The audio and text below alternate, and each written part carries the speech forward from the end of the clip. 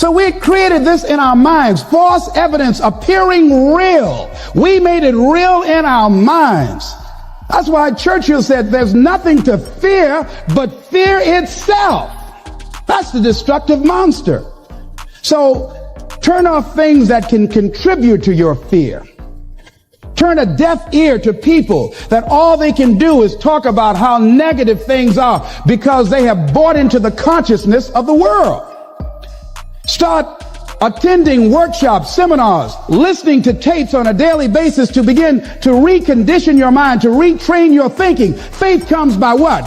Hearing and hearing and hearing. Listen to things that can empower you, that can enable you to create a new reality for yourself and a new life for yourself. You might appear to be strange around most people. You know, most people think you're strange if you're happy today. People say, how you doing? I said, better than good. Whoa, what's wrong with him? Just go around smiling and watch people. Look at this. This is a weird guy over here. Because most people don't smile. Watch them. Look at their faces in the morning. Here we go, another Monday morning. How you doing? Haven't had my coffee yet. Don't ask me. See, these people have not found their purpose in life. That's why they're grumpy. That's why they're miserable. That's why they're so negative. They're hurting and they want to hurt other people. So start practicing using programs for your mind. Seminars, books, workshops. Keep a journal. Record your thoughts. What's happening with you? Every day when you get up, have a journal near you. I use a Jack Boland journal so that I can write down my ideas. I keep it by my bed so I can write down my thoughts. See, ladies and gentlemen, we get 3 to 4 thoughts a year that if we would act on those thoughts, they could change our life. When you don't have a true appreciation and acceptance for who you are, and you allow yourself to be immobilized by fear, what happens in the process is that you begin to abuse yourself. You begin to sabotage your life. You begin to sabotage your dreams. You begin to unconsciously work against yourself. You become your own worst enemy. So what do you do about that? Well, you begin to realize that your dream and your gifts have so much meaning and so much value for you till your hunger for them will begin to push you past the fear. Your hunger to have them will give you a special drive. As you work on yourself, as you begin to acknowledge your true identity, the true power that you have, the true capacity you have to bring about change, the miracle working power that you have within yourself to do the things that you want to do. When you take them on, I'm reminded of a man who, this gentleman was doing a special study of a special tribe in Africa, headhunters. And he had difficulty in developing a relationship with these tribesmen because of the fact that he had fear. He had fear they would take his head. So he worked there for a long time with no effort, no progress in developing a relationship and rapport and being able to achieve a level of trust. So finally one night while he was in bed, he was thinking about it. I said, what is it that you came here to do? What is your life work as a missionary? He said, I wanted to study these tribesmen. He said, what's the worst thing that they can do to you? Kill you. And he just decided, hey, this is what I came here to do. I know that there's some risk involved and I'm going to do it, come what may. He said, I'm not going to be afraid anymore. He went back the next day and he started doing the work and trying to talk to and interview many of the members of this tribe. And they began to respond to him. They threw out the welcome mat to him. And years later, when people came to see what his progress was, they asked him, how were you able to do this? How did you convert the relationship from being hostile to that of being positive? And he said something I think has value for all of us. He said, when life can no longer threaten you with death, he said, what else is there? And the majority of the fears that we have are not life or death fears. They're not those kind of fears.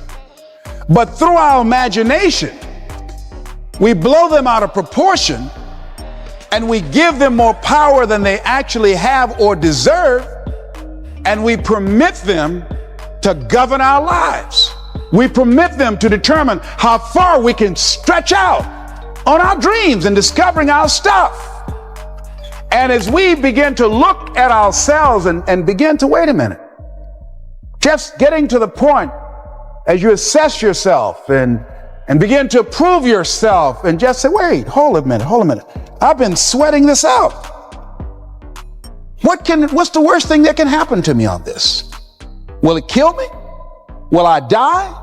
Why am I going through all of these changes over this?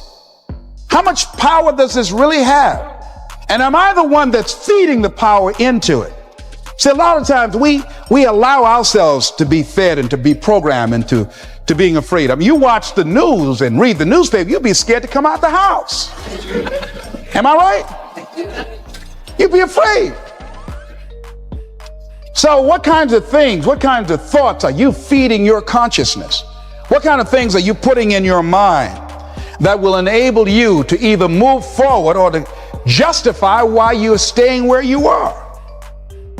I used to be a door-to-door salesman. I had X number of TVs. I had a minimum amount that I knew I had to sell every day in order to provide for my mother, who was ill at the time, who had lost her job at the M&M cafeteria because of arthritis.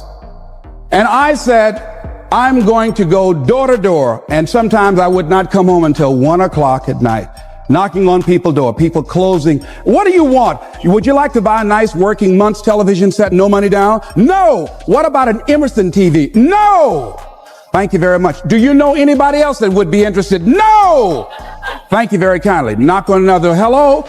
Would you like to buy a nice working television set, no money down? No. Get away from our door. Thank you very kindly. Do you know anybody else would be?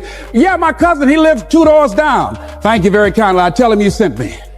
When I heard your cousin told me that you wanted to buy a television set, told me to come in and talk to you, we got a special discount for you. Yes, come in, I'm interested. I would just keep right on. I would not go home until I did it. It's an interesting thing, ladies and gentlemen, that when we put ourselves in a situation where we say we're going to do it, it puts you in another zone where the universe responds to you.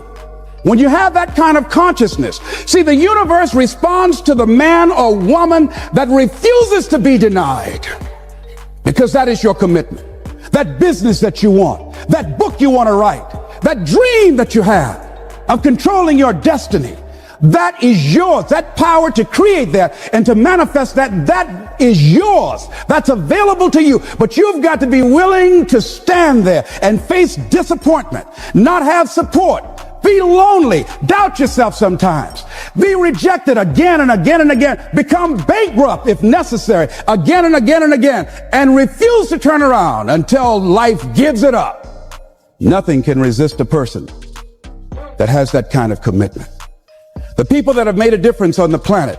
When John F. Kennedy said, we will go to the moon in the next decade, he spoke it. That was a commitment, and people shared that vision. People bought into that.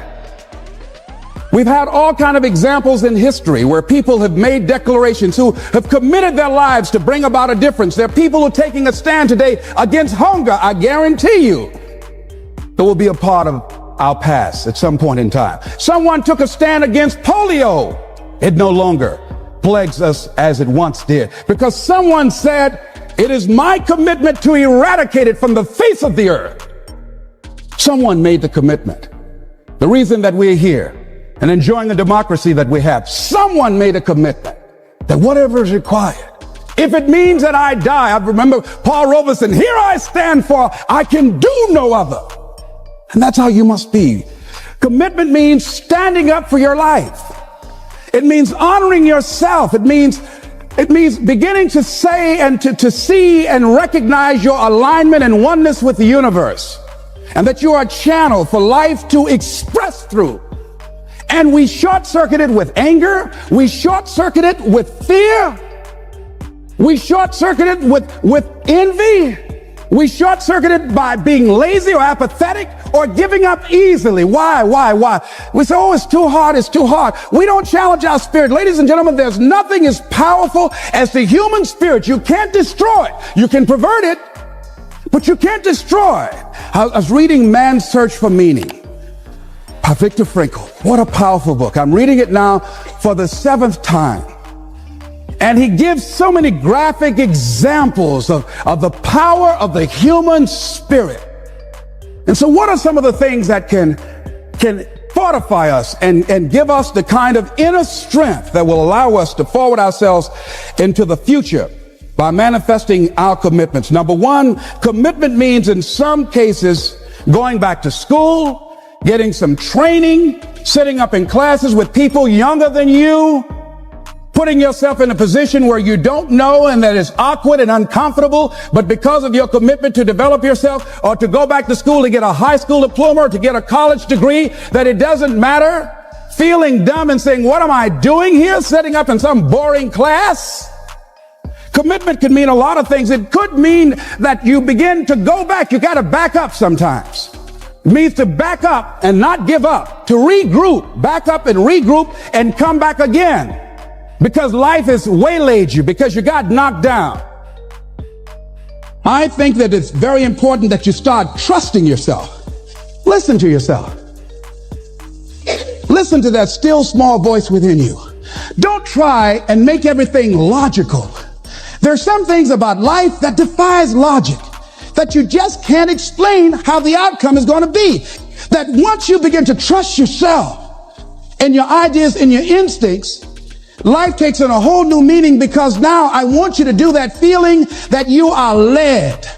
Just feel, I am led. I remember the worst speech I had ever given in my life. I let someone exploit a fear that I had. For years, I had a tremendous inferiority complex because I'm not college educated. And this person knew this. And she said, let me write this speech for you. You're going to speak at Ohio State University. Those people are very educated there, and they're going to know when you make grammatical errors, and they're going to know because of the substance of your speech that you are not literate. I care about you. I don't want you to embarrass yourself. So this person proceeded to write a speech for me. I had a speech in my mind. But this person was stronger than I was negatively than I was positive about my own thoughts. And I gave my power away. With my permission, I allowed this person to guide me to do something that I really didn't want to do. But I didn't feel enough inner strength and conviction about my skills as a speaker and the message that I had to bring to stick by my guns. And I got up there at the Ohio Union, and I read this straight speech and did not move and did not take my eyes off the page because I'm not accustomed to reading. And after I finished, some people gave me a standing ovation because I read it extremely well, and I was very tense and I was very nervous. Ladies and gentlemen, don't give your power away. You don't need anybody to approve your dream. It was given to you. If they can't see it, it's because it wasn't given to them. It was given to you. Hold it, nourish it, cultivate it, work on it. It's yours. It's your baby. Work on it until it comes into fruition. I gave away my power, and I said, I'm not going to do that no more. Here's something else for those who make it today. Do what you know is right. Treat people like you want to be treated. Don't try and take any shortcuts. Don't try and cheat. Pay your dues up front. I believe, ladies and gentlemen, what goes around comes around. You can pay now, or you will pay double later. So do the right thing. There might be a tendency sometimes, because of the negative part of our consciousness and our own programming, for us to want to say, well, I'll just do it this time. It won't matter. Won't nobody know. Ladies and gentlemen, everything matters. And you know you're somebody. You know. I'd rather lose out on my dream doing the right thing than to cheat trying to make a shortcut to get to my goal. I want to be able to look myself in the mirror. And that's what you want to do. There's no saying, judge a man not by what he does, but by that he doesn't have to do. And to judge the true quality of a man is what do you do when nobody's looking. See, there's some good out there for you in the universe that has your name on it. And nobody can get your good. It has your name on it. They can't take your stuff. It's your stuff. So when you know that, When you know that whatever you're seeking, it's also seeking you. You don't worry. You don't run scared. You don't think somebody's going to take it from you. You listen to your inner voice and you always take the high road. There will be the tendency, the natural inclination to take the low road. You must resist that. Here's something else I encourage you to do if you want to make it today. Keep your agreements. Keep your agreements that you make and establish a network of people who will also do that. Establish a network of people in your life that you can count on, that will be there for you when you need them, and you be there for them. Here's the other thing is you're working on your dream. A lot of people have been calling me saying, hey, man, I read about you in Ebony. Boy, you're lucky. Ladies and gentlemen, let me tell you something. Here's something else. 3 P's to have in your life. In working on your dream and doing your life work, you must be patient, persistent, and positive no matter what.